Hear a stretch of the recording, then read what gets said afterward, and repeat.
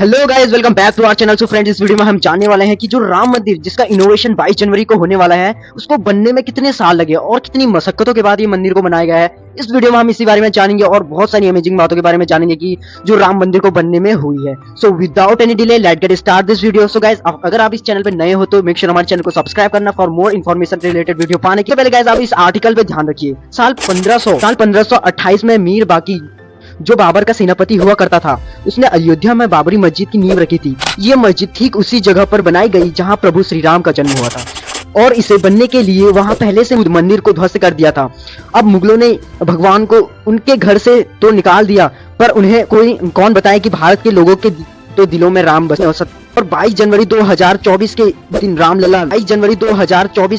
Ramlala tent से निकलकर एक बार फिर से मंदिर में निवास करने जा रहे हैं। वीडियो देख रहे हो, राम मंदिर में प्राण प्रतिष्ठा समारोह पूरा हो चुका हो, लेकिन अगर आप अपने धर्म के प्रति वफादार हैं तो फिर बाबर मस्जिद के निर्माण से लेकर फिर से राम मंदिर बनने तक के इस सफर को आपको जरूर जाना चाहिए। 1526 में मुगल साम्राज्य रूप शुरू होने के महज 2 साल बाद ही यानी 1528 में बाबर के कहने पर उसके सेनापति मीर बाकी ने अयोध्या में राम मंदिर को तुड़वा दिया और उसकी जगह पर एक मस्जिद बनाई जिसका नाम बाबर के सम्मान में बाबरी मस्जिद रखा गया। अब मुगल काल में सिर्फ अयोध्या का राम मंदिर ही नहीं बल्कि हजारों मंदिर तोड़े गए थे, जिसके सबूत आज भी हमें देश के कोने कोने में देखने को मिल जाते हैं। पर इस कहानी में ट्विस्ट उस समय आया जब साल 1813 के आसपास फैजाबाद के ब्रिटिश ऑफिसर ने एक रिपोर्ट तैयार की, जिसमें उन्होंने मस्जिद के अंदर हिंदू मंदिर जैसी कलाकृतियां मिलने का जिक्र किया था। पहली बार ही हिंदू संगठनों ने दावा किया कि बाबर ने साल 1528 में राम मंदिर तुड़वाकर मस्जिद बनाई और साल 1853 में अवध के नवाब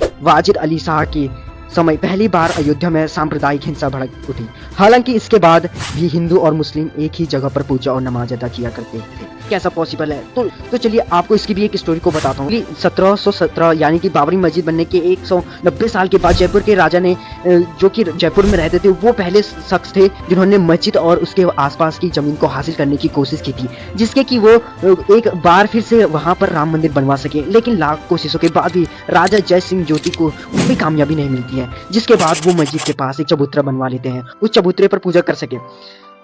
अब जब साल 1855 में हिंदुओं को आंतरिक परिसर में आने पर रोक लगा दी गई, जहां मुस्लिम नमाज कर अदा करते थे तथा हिंदू मस्जिद के बाहर बने इसी राम चबूतरे पर ही पूजा किया करते थे। इसके बाद आगे चलकर 1859 में ब्रिटिश सरकार ने इस विवादित जगह को तार से डिवाइड कर दिया ताकि हिंदू और मुस्लिम शांति के साथ अलग अलग पूजा और नमाज अदा कर सके। करीब 26 साल बाद यानी 1825 में राम मंदिर जन्मभूमि ये लड़ाई अदालत पहुंची, जहाँ निर्मोही अखाड़े के महंत रघुवर दास ने फैजाबाद के न्यायालय में बाबर ढांचे के बाहरी आंगन में स्थित राम चबूतरे पर बनी अस्थायी मंदिर को पक्का बनाने और छत डालने की मांग की, जिस पर जज ने यह फैसला दिया कि वहां हिंदुओं को पूजा अर्चना करने का तो अधिकार है, लेकिन वो मंदिर को पक्का बनाने और छत डालने की अनुमति नहीं दे सकते। 1934 में अयोध्या में एक बार फिर से दंगे होने लगे, जिसके बाबरी मस्जिद का कुछ हिस्सा टूट गया। हालांकि बाद में इस हिस्से को रिपेयर करवा दिया था, लेकिन यह घटना होने के बाद से यहाँ नमाज बंद हो जाती है। और दोस्तों ध्यान दीजिएगा, ये वह समय था जब देश पर अंग्रेजों का शासन हुआ करता था, लेकिन इसके बावजूद देश की जनता बाबरी मस्जिद बनने के 400 साल बाद भी अपने प्रभु के जन्म स्थल को पाने की लड़ाई लड़ रही थी। उस समय ना तो हमारी अपनी खुद की सरकार थी और ना ही मीडिया को इतनी आजादी थी कि वो मुद्दों को देश विदेश तक पहुंचा सके। और देश को चलाने वाली कांग्रेस ने भी किनारे हो गई। हाँ, अगर कोई चिंतित था तो वह थी भारत की आम जनता। 1947 आता है जब देश को सालों की गुलामी के बाद आजादी के साथ ही लोगों की यह उम्मीद भी बढ़ जाती है कि अब तो राम मंदिर बनकर ही रहेगा। लेकिन उस समय की स्थिति तो कुछ और ही बयां कर रही। कोई भी बड़ा नेता इस मुद्दे पर बात करना तो बहुत दूर की बात है, उन्होंने तो इस मुद्दे को लेकर सीधे अपने हाथ ही खड़े कर लिए। और दोस्तों, फिर पॉलिटिक्स सपोर्ट ना मिलने के कारण शुरू होता है असली विवाद। 23 दिसंबर 1949 की सुबह अचानक से चारों तरफ यह बात फैल जाती है कि विवादित ढांचे के अंदर भगवान श्री राम की मूर्ति पाई गई है। ये दावा करते हैं कि बीती रात भगवान श्री राम प्रकट हुए हैं, जबकि मुस्लिम पक्ष का आरोप लगता है कि किसी ने रात में अंधेरे में छुपकर यहाँ पे मूर्ति रख दी। अब जैसे ही इस बात की खबर चारों तरफ फैलती है, दोनों पक्षों के लोग मस्जिद परिसर में इकट्ठा हो जाते हैं। विवाद को बढ़ता हुआ देख उस टाइम के प्राइम मिनिस्टर जवाहरलाल नेहरू जिला मजिस्ट्रेट के नायर को चिट्ठी लिखकर ये आदेश देते हैं कि मूर्ति को वहां से हटाया जाए और इस स्थिति को शांत किया जाए। लेकिन के नायर दंगों और हिंदू की भावनाओं के भड़कने के डर से इस आदेश को पूरा करने में हाथ खड़ा कर देते हैं। लेकिन नायर प्राइम मिनिस्टर नेहरू जी को जवाब में लिखते हैं कि अगर मंदिर में से मूर्तियां हटाई गई तो इससे हालत बिगड़ जाएगी और हिंसा भी बढ़ सकती है। लेकिन दोस्तों, जब यह पत्र पहुंचता है के नायर जी के खत के जवाब में एक और खत लिखते हैं और फिर वापस से मूर्ति हटवाने की ही बात करते हैं। इसकी मुख्य दरवाजे पर ताला लगा दिया जाता है। इसके बाद से 1950 में फैजाबाद सिविल कोर्ट में 2 अर्जी दाखिल की गई। ढांचे में भगवान राम की मूर्ति रखने की इजाजत मांगी गई। हालांकि 9 साल के बाद तीसरी अर्जी भी 1959 में दाखिल हुई, जिसमें निर्मोही अखाड़ा ने विवादित जगह पर मालिकाना हक जताया था। लेकिन फिर इस अर्जी के 2 साल बाद यानी 1961 में बोर्ड ने भी कोर्ट में अर्जी लगाई और मस्जिद व आसपास की जमीन अपना हक जताया। ये क्रम लगातार चलता रहा। कभी हिंदू पक्ष तो कभी मुस्लिम पक्ष विवादित जमीन को अपने अधिकार में लेने के लिए तरह तरह के दावे करते रहे। लेकिन इसके बाद 1980 में बीजेपी के गठन के बाद पार्टी ने खुलकर राम मंदिर आंदोलन का मोर्चा संभाला।